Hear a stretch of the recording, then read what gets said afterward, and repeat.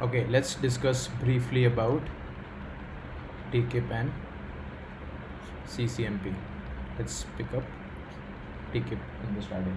So this is an optional encryption method defined in the RSNs, right? Optional encryption method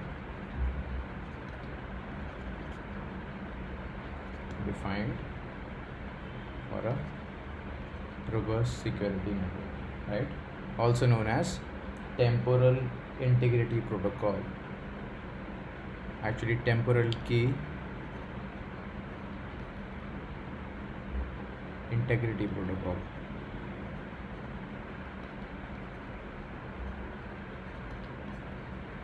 TKIP, an optional encryption method, right? Now, this method uses RC4 as the algorithm, right? RC4 cipher is used in TKIP, TKIP, just like in web. Okay, if you remember in web encryption also, we use the RC4 algorithm. In a way, in a lot of ways, TKIP is an enhancement of web encryption that addresses many of the weaknesses of web.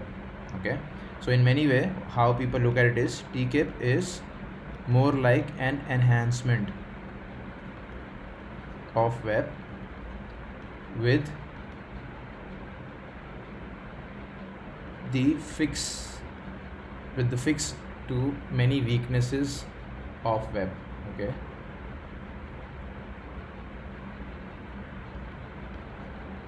with the fix of many weaknesses of web.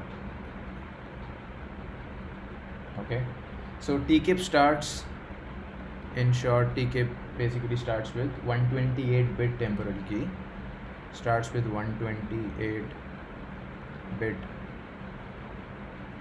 temporal key, okay, 128-bit, that is combined with the 48-bit IV, in this case initialization vector, plus 48-bit IV, which is the initialization vector as we discussed in the web also, and it also has the source and destination MAC address.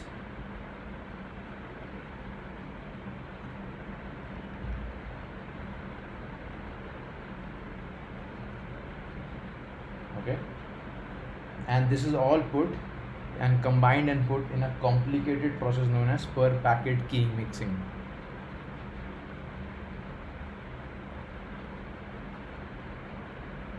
All this is combined and put in per packet key mixing. So this per packet key mixing or this key mixing process mitigates the known IV collision and the basically that happened in a problem happened in web, whereas you know that IV collision used to happen, right? So this process mitigates that, mitigates the IV collision weak attacks against web.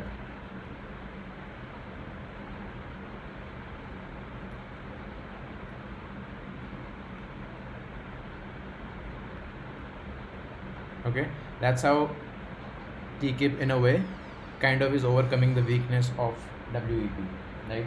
So TKIP also uses something called a sequencing method. Okay, it also uses something called a sequencing method. The details of that and the per packet key mixing is not, the details are not important in this course. You know, there is something which is very high level, so let's not even go there. The sequencing methods used in TKIP is also used to mitigate the re-injection attacks against the web. Okay, this one mitigates the re-injection attacks against WEP. Okay. Additional to that, TKIP also uses something called, let me show you. TKIP also uses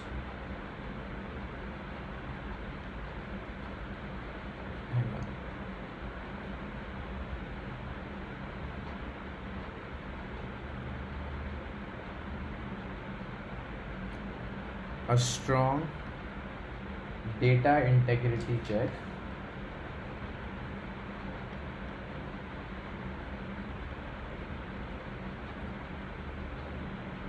known as MIC,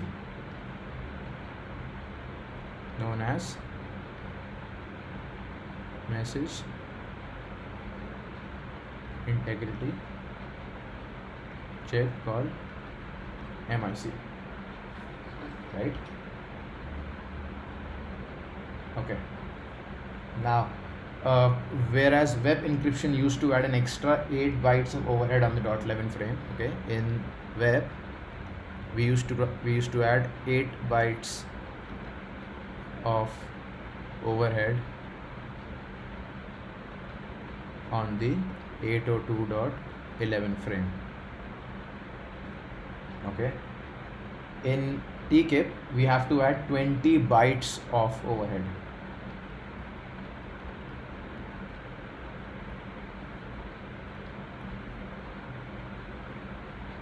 Overhead on the 802.11 frame. Okay, that is too much, right?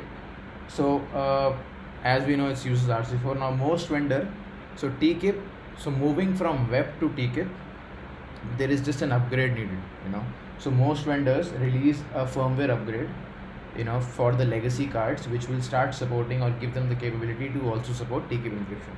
So from web to TKIP, a software upgrade is enough. Many vendors will release this, and the Wi-Fi card will get the capability, the legacy Wi-Fi cards will get the capability to support TKIP. Okay, let's quickly discuss CCMP also now.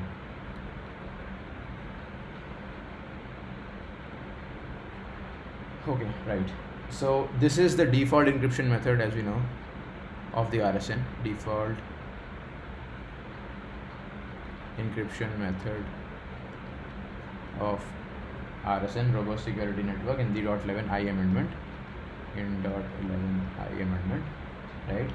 So I'm not going to bother you with the full form, but the full form is counter mode with cipher block chaining message authentication code protocol. So let's not even discuss the CCMP is more than enough. Okay, now this CCMP uses what? AES cipher, or say AES algorithm, right? Not the RC4, which is a weak algorithm. CCMP uses, or CCMP AES uses 128-bit encryption key size and encrypts in 128-bit fixed length blocks. Okay, it uses 128-bit encryption key size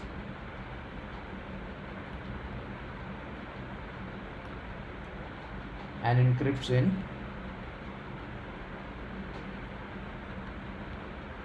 128-bit fixed length blocks, and 128-bit fixed length blocks, right? Again, even in TKIP, we have an 8-byte MIC, 8-byte message integrity check is there, okay, which is considered much more stronger than what we use in TKIP. Okay, this is stronger than the one used in TKIP, right? This is pretty much like, I would say, very, very strong, or much stronger than the one used in TKIP. Okay. Overall, we got to know that web adds 8 bytes of overhead, TKIP adds 20 bytes, CCMP adds 16 bytes of overhead on the 802.11 frame. Okay, 802.data frame. Yeah.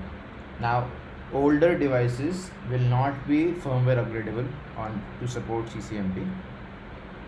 So more or less, a hardware upgrade is often needed to support WPA2, that is CCMP encryption. So for CCMP, now if they want to move to CCMP encryption or CCMP AES, a hardware upgrade is needed to support it. Okay, a software upgrade will not fix it. A hardware upgrade is needed to support this CCMP encryption. So the older legacy cards that used to support web and TKIP, they may not be able to support CCMP without a hardware upgrade. So we need to keep these things in mind. Now, I don't want you to mug all these things. You don't have to, really know everything about 8 bytes, 20 bytes. If you're just trying to understand the fundamentals, just understand that TKIP is a less, it's easy to crack and comparatively compared to CCMP, whereas it is much more secure than web. So, and it's the default, CCMP is the default encryption mechanism in WPA2 or .11i amendment. So all these things you need to keep in mind. You may not remember the 128-bit temporal key and 48-bit IV. That's all okay, but just have it at the back of your mind as to how and why TKIP is less preferred than CCMP in .11i amendment, right? So this was pretty much it when it comes to the encryption keys. I hope this was useful. So we are just going to move now to the next chapter.